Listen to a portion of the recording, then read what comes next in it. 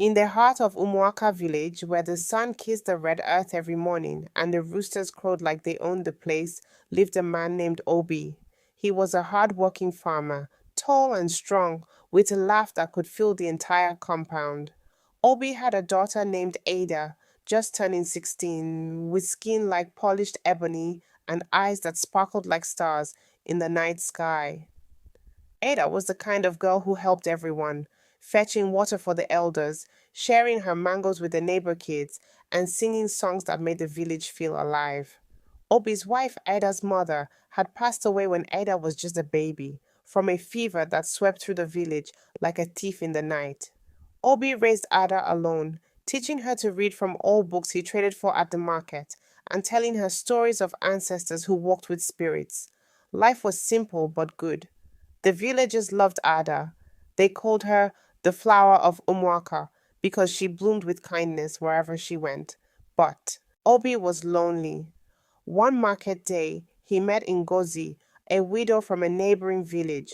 She was sharp-tongued and ambitious, with a daughter named Kioma, who was about Ada's age but spoiled and lazy.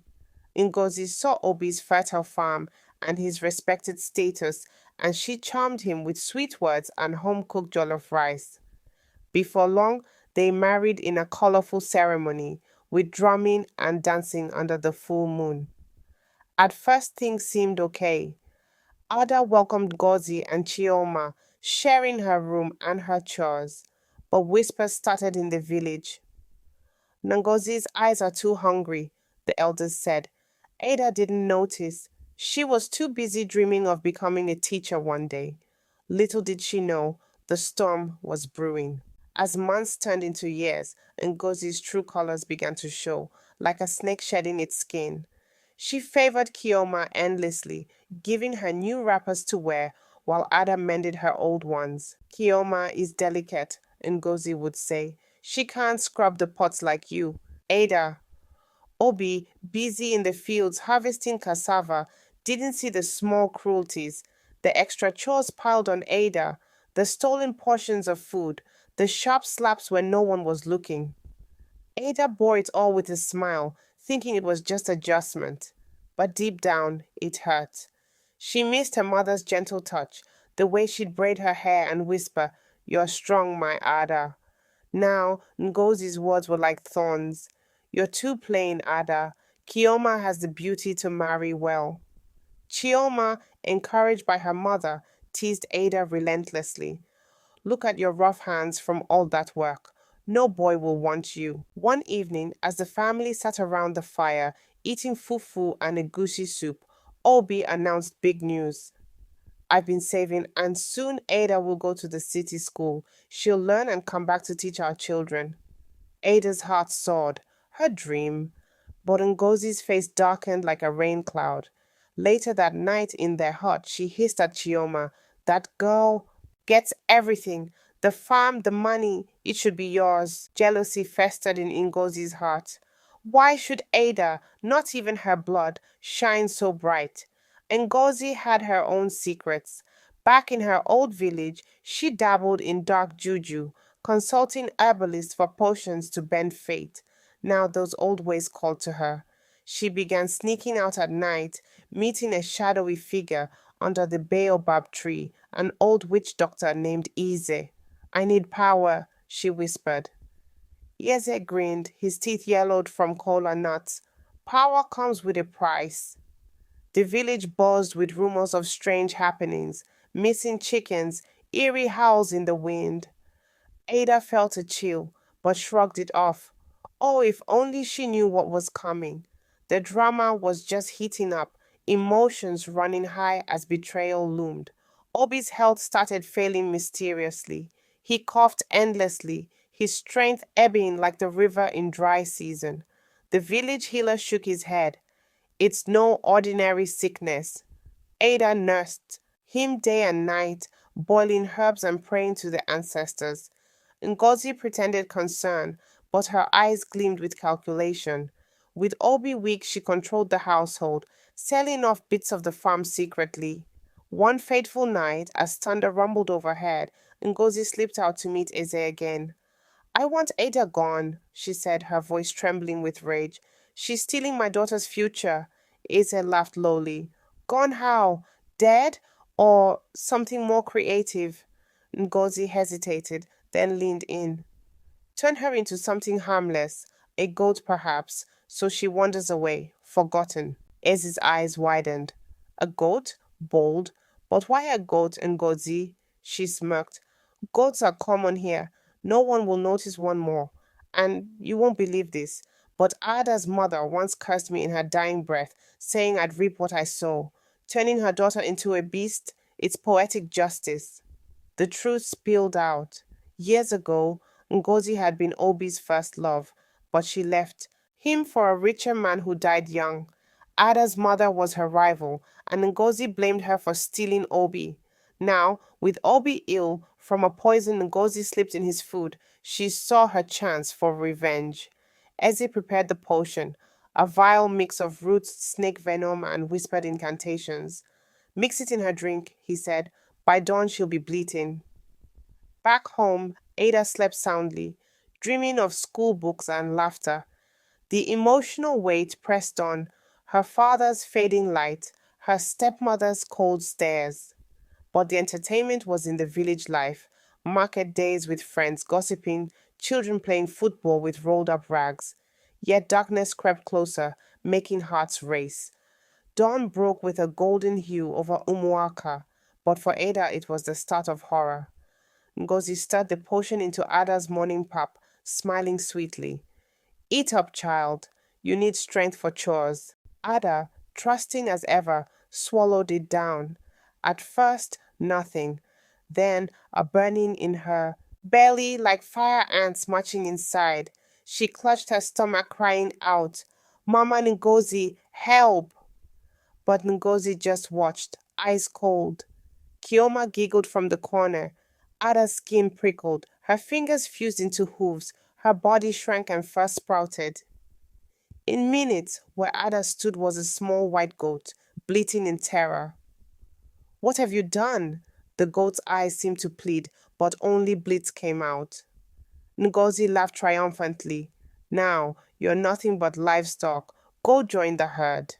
She chased the goat out into the bush.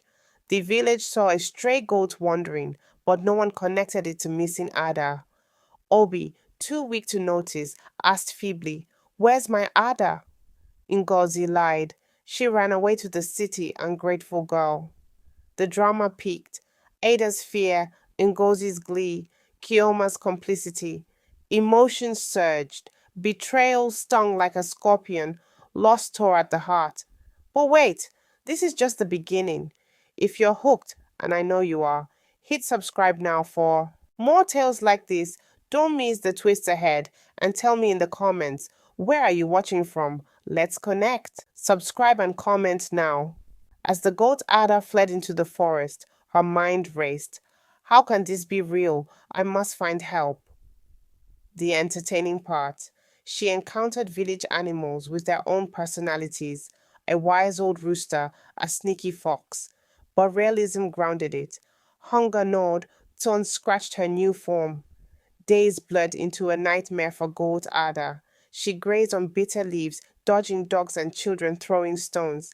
The village searched briefly for the missing girl, but Ngozi spread rumors. Ada was always wild, probably eloped with a trader. Obi, heartbroken, worsened and passed away in his sleep, Ngozi's poison finally claiming him.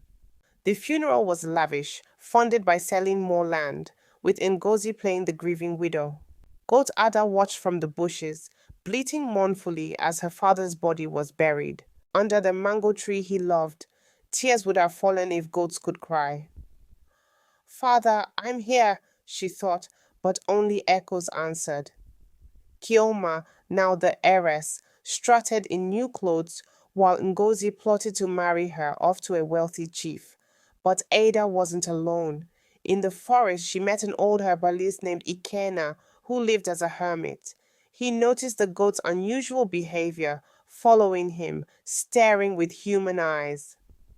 Strange creature, he muttered. One night, as stars twinkled, he spoke to it. If you're more than you seem, show me.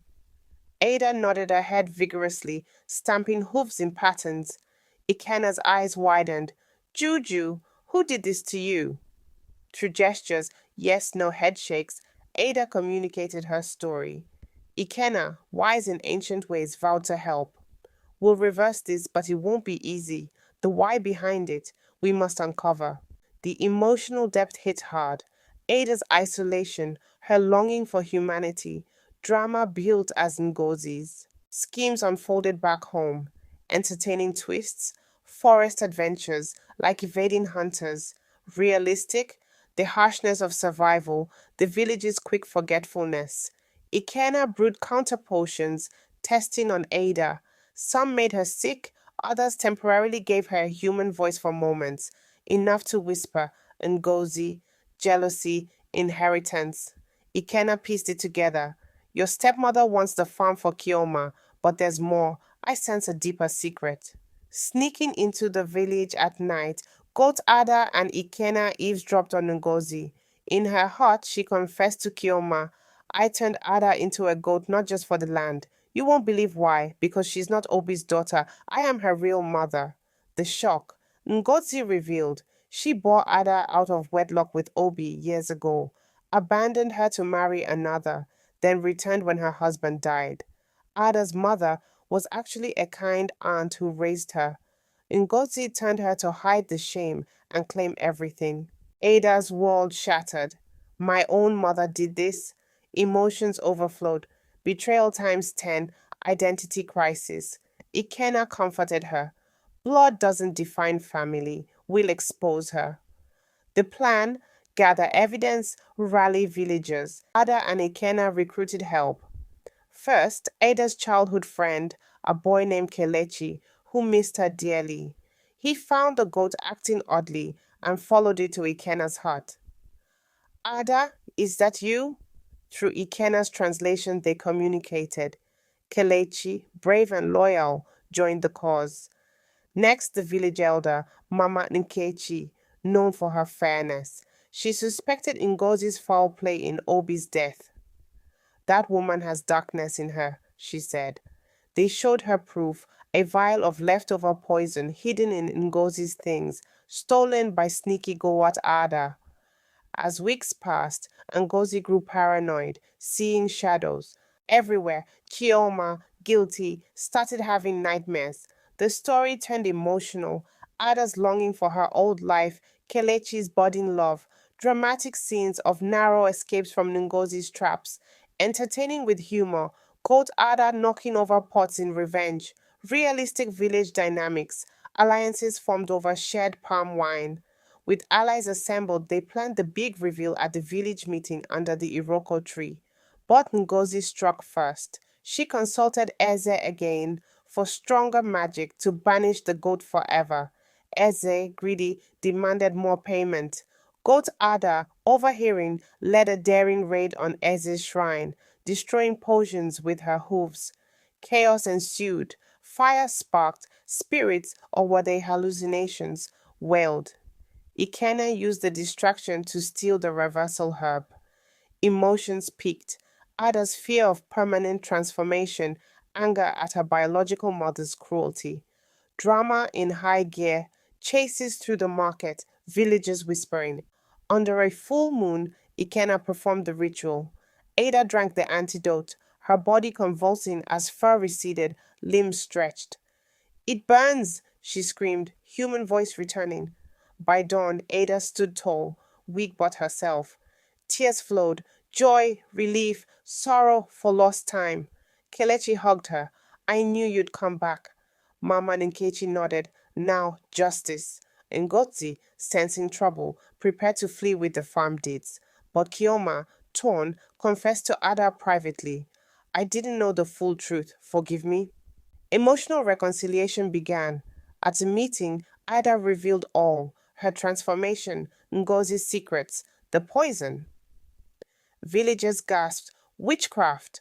Ngozi denied, but evidence mounted the poison vial, Eze's testimony, captured and forced to speak.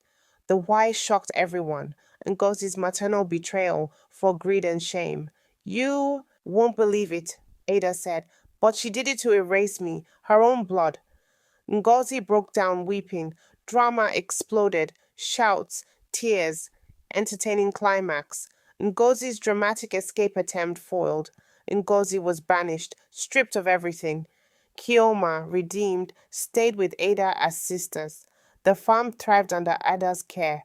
Emotional healing. Ada mourned her father, forgave Kioma. Village support, no easy magic fix. Ada pursued her dream, opening a school. Kelechi proposed under the mango tree. Life bloomed anew with lessons learned. Village festivals celebrating Ada's return. The tale ends with a twist. Years later, Ngozi returned, reformed, seeking forgiveness. Ada granted it, showing true kindness wins. Moral, jealousy destroys, but love rebuilds. You won't believe why it all happened. A mother's twisted love turned hate. Thanks for sticking through this epic. Subscribe for more, comment where you're from, and share your thoughts.